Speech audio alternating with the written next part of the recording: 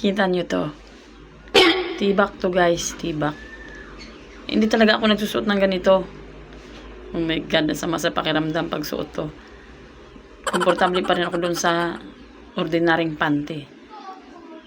Ngayon, ang gagawin ko, susuotin ko to.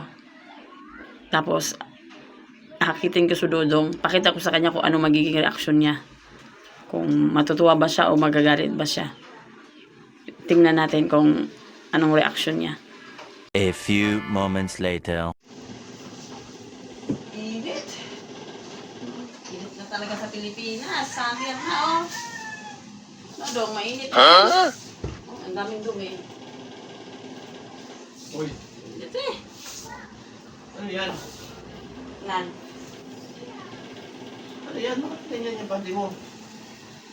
Tibak. Kailan ka ba nang suot niyan? Inaral ko na nga suotin. Maganda pala eh. Bagay ba? Bagay, sagwa-sagwa. Ang masagwa. Hindi ka naman susuot niyan eh. Noon yun. Eh ngayon gusto ko na. Ang gawin mo nga yan. Bakit ko tatanggalin? Ang pag-iiri ka naman eh. Kung ayaw mo, di huwag mong tingnan. Ba? Maganda eh. Sexy na. Patingin nga. Huwag titingnan. Patingin na. Patingin nga, patingin. Huwag mo na titingin. Patingin nga. Huwag mo titingnan. Tingnan mo, tingnan mo. Ano? Titingnan ko at gusto ko magpalit ka dito, dali. Huwag na nga.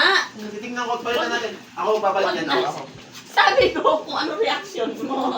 Ako na magpapalit. Ayaw mo palitan eh. Papalitan natin. May iniisip ka, hindi maganda yung pinaplano ka. Hindi kang kay. Ano ba? Tumigil ka. Tumigil kayo, tumigil. Huwag na nga. Dali na. Huwag na.